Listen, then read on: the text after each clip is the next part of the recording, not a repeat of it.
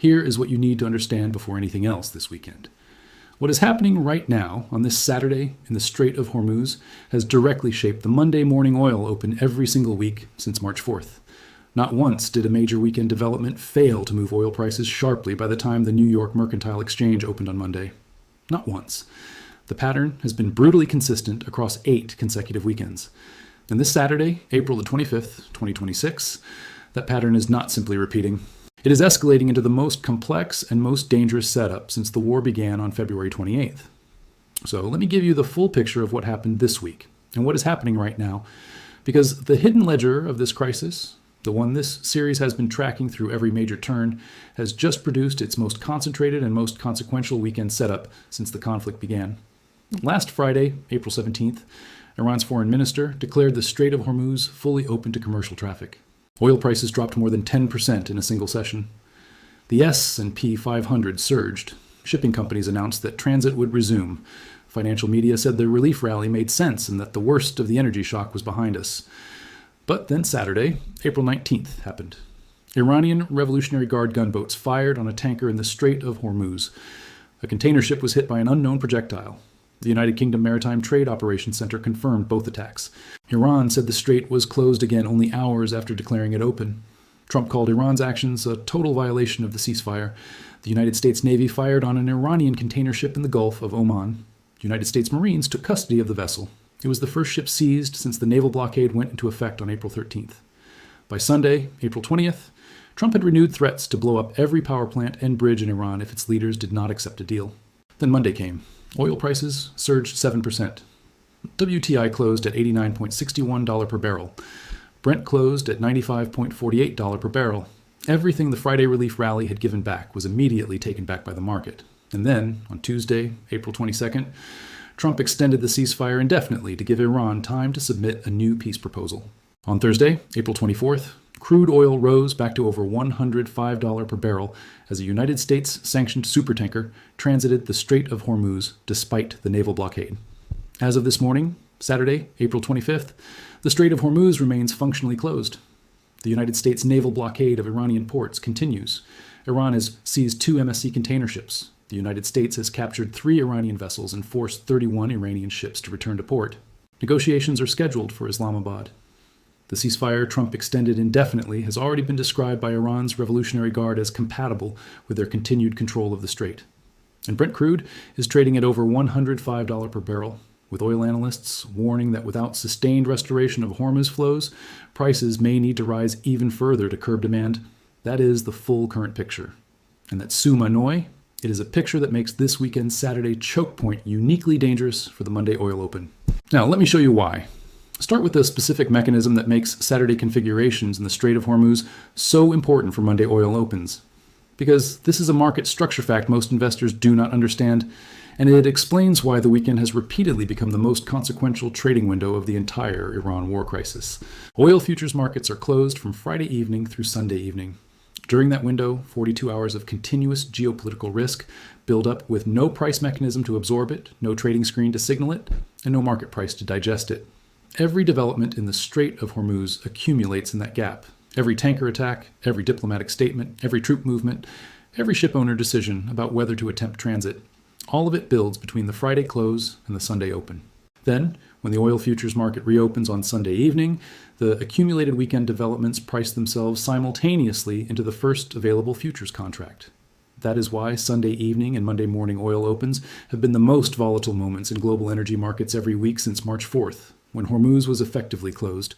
A 10% Friday decline on false ceasefire optimism, followed by a 7% Monday surge when reality reasserted itself, was not some random volatility event. It was the weekend accumulation mechanism working exactly as it does. The market cannot price information when the market is closed. Hormuz does not stop accumulating risk during those 42 hours, and the Monday open is where the entire weekend gets forced into one price. Today is Saturday. The accumulation window is open. And here is what is accumulating inside it right now. There is a 4-stage pattern that has defined every major Saturday choke point event in the 8 weeks since Hormuz closed. And that pattern is the key to understanding which direction the Monday open is most likely to run based on what is happening in the strait right now. Stage 1 is the weekend diplomatic signal. This is when one side, or both sides, sends a diplomatic message, a statement, a proposal, a meeting announcement, something the market interprets as movement toward resolution. The April 17th Friday ceasefire announcement was a stage 1 signal. So was Trump's April 22nd indefinite ceasefire extension. So were the Islamabad negotiation announcements. Every stage 1 signal produces the same first response. Oil prices decline, equities rally. The market prices in a higher probability that Hormuz will reopen. Stage 2 is the operational contradiction. This is when military or naval actions in the Strait contradict the diplomatic language, showing that real-world conditions have not changed despite what officials are saying.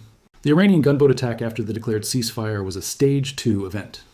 The United States Navy firing on and seizing an Iranian container ship was a Stage 2 event. Iran seizing 2 MSC container ships while the ceasefire was nominally in effect was also a Stage 2 event. And every Stage 2 event produces the same market response. Oil reverses higher. The relief move disappears. Then, often, an additional conflict premium gets added on top. Stage 3 is the shipowner confidence test. This is where the talk ends and the real-world signal begins. Because the most reliable read on whether the Strait is functionally open or functionally closed does not come from press conferences. It comes from the people who must decide whether to send a vessel through waters where it may be attacked. LSEG data showed 20 ships transiting on the Saturday after Iran declared the Strait open on Friday. But then, after the gunboat attacks, traffic came to a standstill on Sunday. On Monday, only 3 ships were recorded crossing the waterway, a tiny fraction of the 138 tanker transits per day that crossed before the war. That shipowner confidence test is the most reliable leading indicator. It tells you whether a diplomatic signal represents real progress or whether it is just temporary language that operational reality will override within hours or days. Stage 4 is the Monday repricing. This is when the market reopens Sunday evening and Monday morning, prices all of Stage 1, Stage 2, and Stage 3 at the same time, and sets the new oil price that will determine energy costs, transportation costs, inflation inputs, and monetary policy calculations for the week ahead.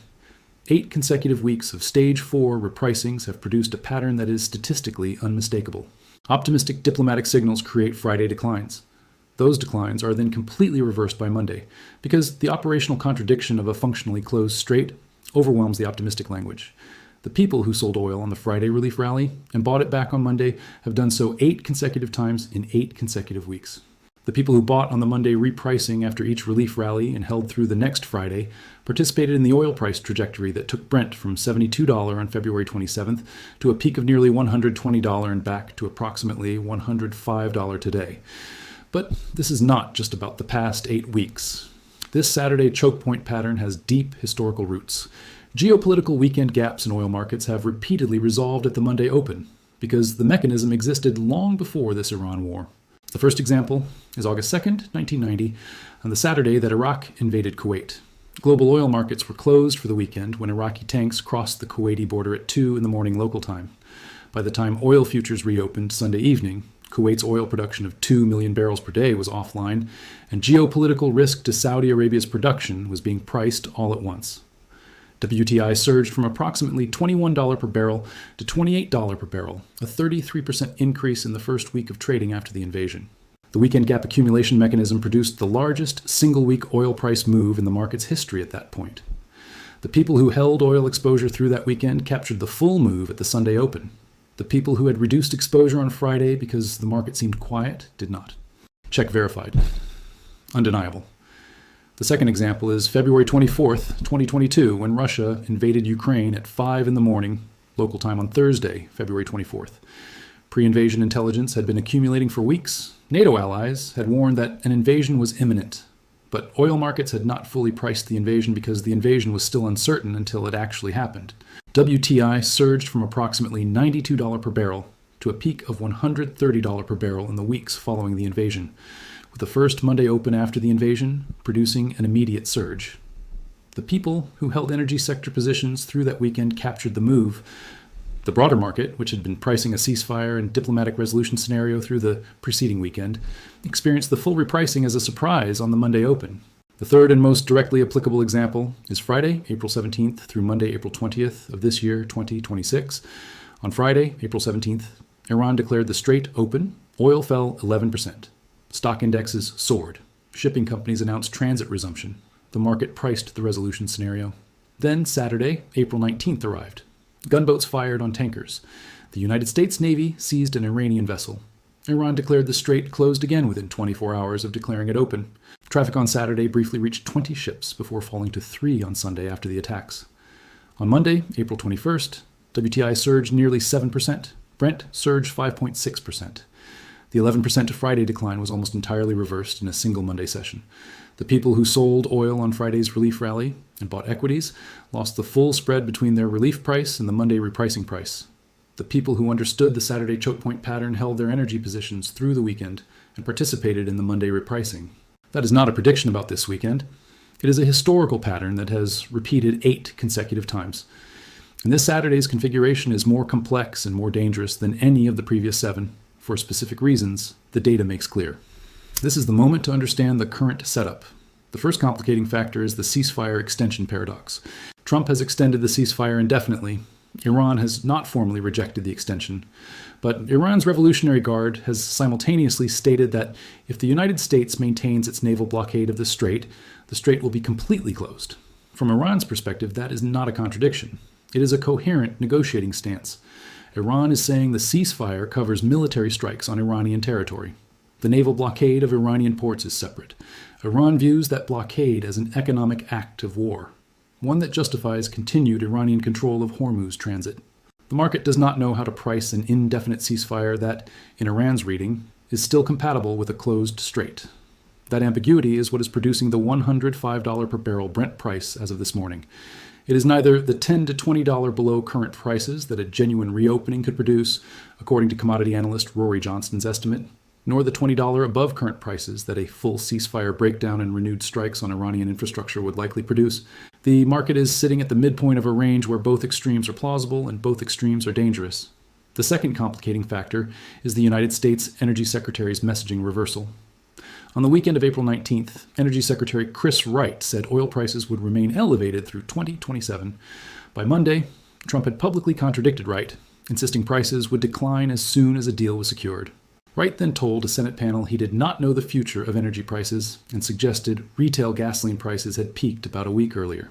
Zhou Jiangchu Ila, the contradiction between the Energy Secretary's initial assessment and the President's optimistic public messaging is exactly the kind of internal signaling inconsistency sophisticated oil market participants read as evidence that the administration does not have a clear, unified view of the timeline for resolution. The third complicating factor is the physical accumulation problem. Argus Media reported that Treasury Secretary Scott Bessent said that in a matter of days, Karg Island storage would be full and fragile Iranian oil wells would be shut in. If Iranian storage reaches capacity, Iran loses its ability to keep producing at current rates because it has nowhere to put the oil. That creates new economic pressure on Iran to accept terms. But Thuktila, it also creates a new motivation for Iran to force a transit confrontation that opens the strait on Iran's terms before production shutdowns, force surrender on Washington's terms. The physical storage timeline is an independent countdown clock, and the diplomatic timeline now has to race it. The fourth complicating factor is the United States oil producer deterrence effect. The Argus Media report noted that United States oil executives are beginning to voice concern over inconsistent White House messaging about the possible duration and impacts of the confrontation with Iran. That inconsistency is deterring an appropriate supply response from United States producers. The United States is producing at record levels of 13.6 million barrels per day. But producing more oil in an environment where the White House cannot give producers confidence about the resolution timeline means the domestic supply buffer that American energy dominance was supposed to provide is not being deployed at the scale this situation demands. If United States producers hold back capital investment because of policy uncertainty, then the supply response to the highest oil shock in recorded history is smaller than it should be. All 4 complicating factors are active simultaneously this Saturday. All 4 are adding uncertainty that will price into Monday's open. And the pattern across 8 consecutive weekends says that when the strait is functionally closed, uncertainty prices in one direction, higher. Here is the specific data sequence that will determine whether Monday's oil open produces the next leg of the relief trade or the next leg of the crisis repricing. The most important data point is ship traffic overnight Saturday and Sunday through the strait, measured by LSIG tracking data and United Kingdom Maritime Trade Operations vessel movement reports. The pre-war baseline was approximately 138 tanker transits daily. During the worst weeks of the closure, that number collapsed to 5 or 6 vessels per day. The brief Friday reopening on April 17th produced 20 transits on Saturday, before returning to 3 on Sunday after the attacks. So this weekend, the logic is brutally simple. If transit numbers move into the 20 to 40 range, and there are no ship attacks, the market will open Monday pricing in renewed probability of resolution, and oil will decline. But if transit numbers stay in the single digits, or if ship attacks occur, the market will open Monday pricing in continued closure, and oil will rise. The second data point is any statement from the Islamabad negotiations scheduled this week, with VP Vance and Steve Witkoff on the United States side. If a substantive meeting happens and produces movement on Iran's demands, including guarantees of Hormuz neutrality, reparations, and nuclear program negotiations, the market will price the ceasefire extension as a genuine path to resolution. But if the talks collapse, or if they do not produce a real meeting, the market will price an indefinite closure. The third data point is any Trump social media post regarding Iran between now and Sunday evening. In this crisis, the president's Truth Social posts have been the most immediate market-moving communication available. On multiple occasions, they have produced 15 to 30-minute pre-market moves before official government statements followed. That does not mean the posts are always accurate. It does not mean they always reflect final policy. But thik to law, the market has consistently and immediately repriced on them before any analytical filter is applied. That is the complete setup for this Saturday's Chokepoint. 3 data points: ship traffic numbers, Islamabad talks outcome, presidential social media, and a market that has repriced 8 consecutive times in response to this exact configuration of information. But now, let me give you the deeper global dimension of the Saturday Chokepoint, because this transforms the story from an oil market story into a global economic story. The Strait of Hormuz is not just an oil transit route. It is the physical infrastructure of the global energy trading system. And what is accumulating in this weekend's 42-hour gap is not only oil price risk, it is the compound accumulation of every downstream consequence that the closed strait has been producing since March 4th, concentrated into a single weekend configuration that the global financial system will price simultaneously when trading reopens. The first downstream consequence is the global fertilizer crisis. Wikipedia's article on the 2026 Iran war fuel crisis, updated as recently as yesterday, documents that over 30% of global urea, which is produced from natural gas and widely used in agriculture, is exported from Gulf countries through the Strait of Hormuz. The Food Policy Institute has warned of long-term increases in food prices because of disruption in fuel and fertilizer markets. The cost of producing corn and wheat, 2 of the most globally critical staple crops, is substantially determined by the cost of fertilizer. And that cost has been rising since the Hormuz closure began restricting urea exports. That summa noi, the food security implications of a prolonged strait closure, are not a second-order concern. They are a primary economic impact. They are already being priced into agricultural commodity markets, and they will show up in grocery prices with a lag of approximately 2 to 4 quarters from the point of maximum fertilizer price elevation. The second downstream consequence is the jet fuel crisis in Asia and Oceania. Wikipedia documents airlines being affected by the shortage of jet fuel in parts of Asia and Oceania because the Hormuz closure is restricting refinery throughput. Australia holds approximately 29 to 36 days of fuel reserves and has been drawing them down. Japan began releasing national oil reserves on March 26th and is receiving the first tanker of WTI crude procured after the war started at its Chiba refinery this weekend. The fuel reserve drawdown dynamics in Asia and Oceania represent a cumulative depletion of the strategic buffer that these economies built precisely for supply shock scenarios like this one. Every day that Hormuz remains closed moves the Asia-Pacific region closer to the threshold where strategic reserve drawdowns are no longer sufficient. And once that point arrives, market-based rationing takes over, meaning dramatically higher prices become the mechanism of allocation. The third downstream consequence is the overland rerouting premium. Iraq has resorted to exporting oil overland through Syria as a result of the Strait of Hormuz closure. According to CNBC reporting, that overland route is more expensive, more capacity constrained, and more geopolitically fragile than the maritime route. Every barrel of oil that reaches the market through the Syrian overland route instead of through Hormuz costs more to transport and provides less price relief per unit of volume than a genuine Hormuz reopening would provide. The routing premium embedded in the current oil price is a structural cost. In Zhujiang Ila, it persists until Hormuz reopens, independent of any diplomatic statement that does not actually produce resumed commercial shipping. The fourth downstream consequence is the shipping insurance crisis. The United Kingdom Maritime Trade Operations and Maritime Risk Consultancies, including Lloyd's Market Association, have designated the Persian Gulf and the Gulf of Oman as war risk zones. Insurance premiums for vessels transiting these waters are now running at multiples of their pre-war levels. Even if Hormuz were declared open diplomatically this weekend, the insurance underwriting community would not immediately return premiums to pre-war levels. Why? Because underwriters are not bound by any ceasefire agreement. They price actual physical risk, not diplomatic language. The insurance cost of transit is an independent friction that a ceasefire cannot eliminate until the demonstrated security environment changes. Ship owners were burned on Saturday, April 19th, when they transited on the strength of Iran's Friday opening declaration and then encountered gunboat fire. After that, they will require weeks of demonstrated security before they resume transit volumes, large enough to meaningfully reduce the supply disruption. All four downstream consequences are compounding inside the 42-hour accumulation window that this Saturday's choke point represents. The oil price that opens Monday reflects all of them. And the financial system that opens Monday morning, from mortgage rates to equity valuations to every interest rate sensitive asset, reflects the oil price. That is why the Saturday choke point is the most important 42-hour window in global finance every week that Hormuz remains closed. Now let me close this section with the final piece of context that makes this specific Saturday the most important choke point in the series. The ceasefire extension that Trump announced on Tuesday, April 22nd, is indefinite in time but conditional in nature. The condition is that Iran submits a new peace proposal. The Islamabad negotiations scheduled this week are the mechanism for that submission. If the negotiations produce a substantive Iranian proposal that includes specific commitments on Hormuz transit, the market will price in the highest probability of genuine resolution since the war began. But if the negotiations produce no proposal, or if Iran's proposal excludes Hormuz transit from its terms, the market will price an indefinite closure with no timeline for resolution.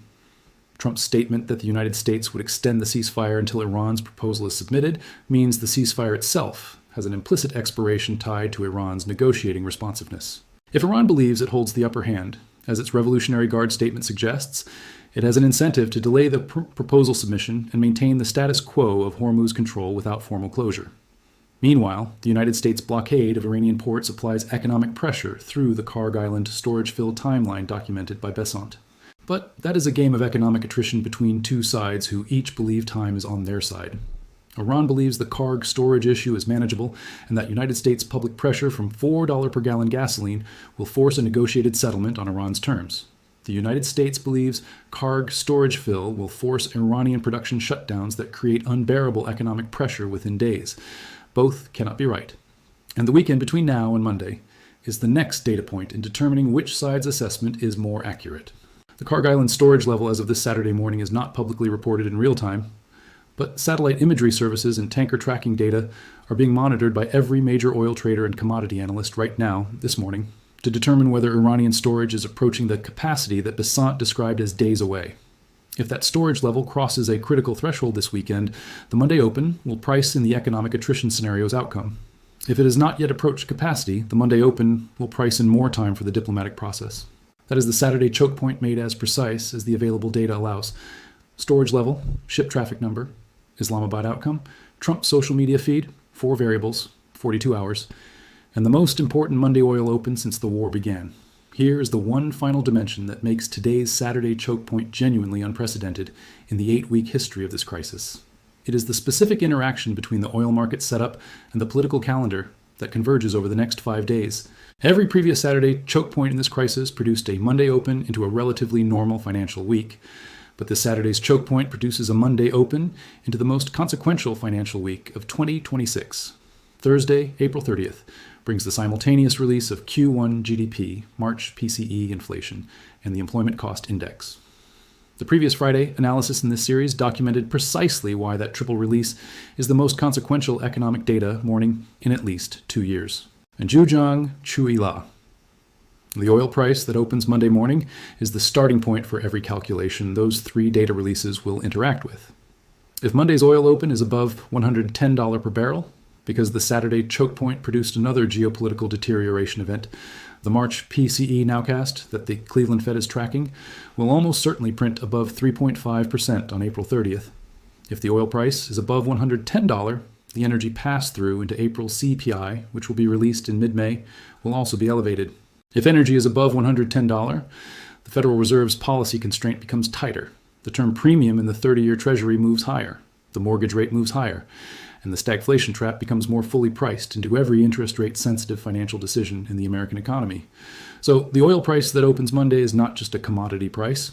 It is the input variable for every other consequential financial data point arriving this week. And the Saturday Chokepoint mechanism, the 42-hour accumulation window that has repriced the oil market 8 consecutive times, is what sets that input variable. That is the Saturday Chokepoint made complete.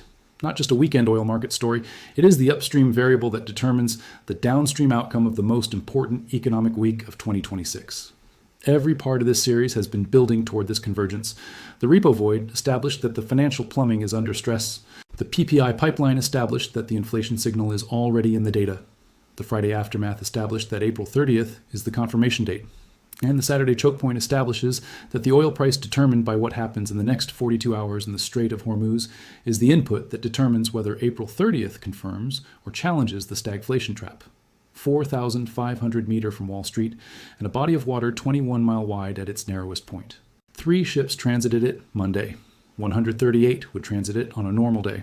The difference between those two numbers is the most important number in global finance right now. And in the next 42 hours, the market will determine whether that number moves toward 138 or away from it. Now there's one more piece of context that belongs here, because it answers the question every viewer is probably asking right now. What should I actually do with this information this weekend? The answer is not to make sudden portfolio moves based on a Saturday morning video.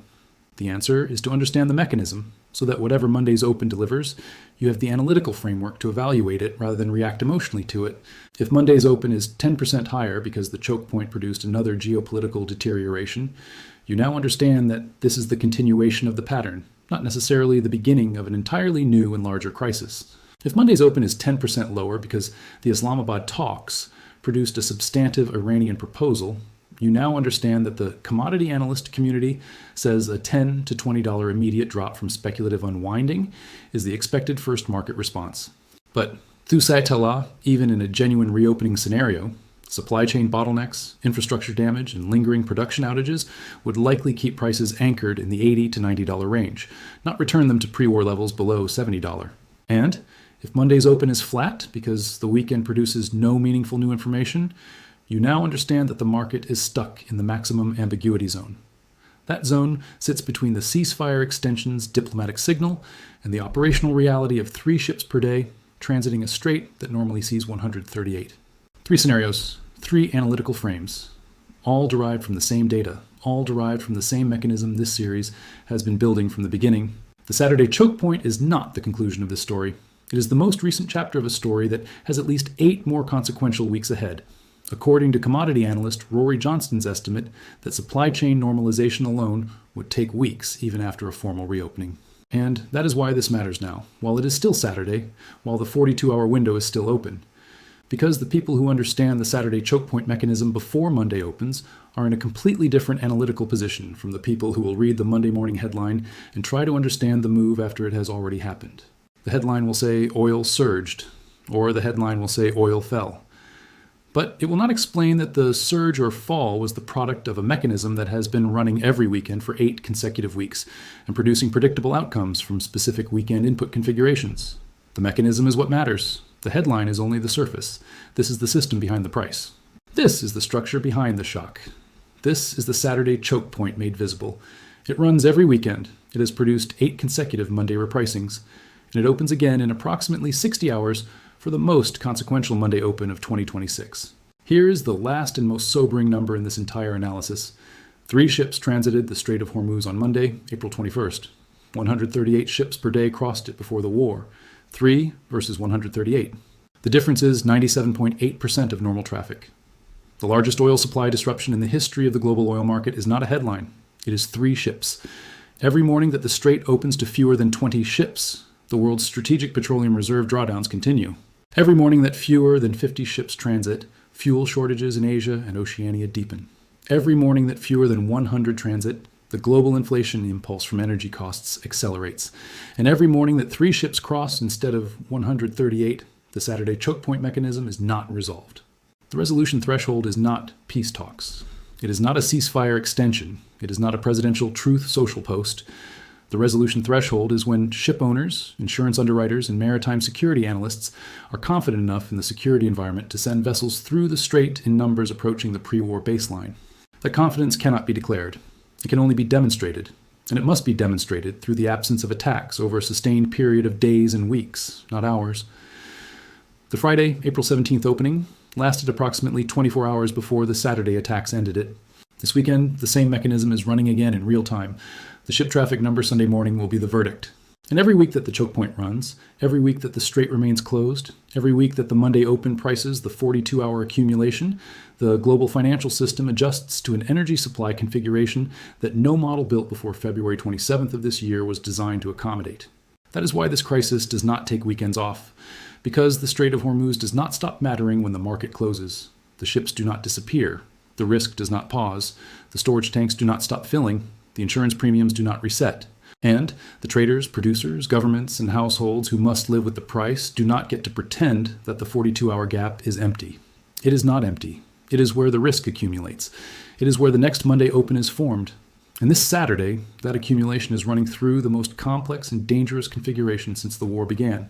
If you found this analysis useful, comment with your view on Monday's oil open, like the video, subscribe, and share your thoughts so we can keep improving the coverage.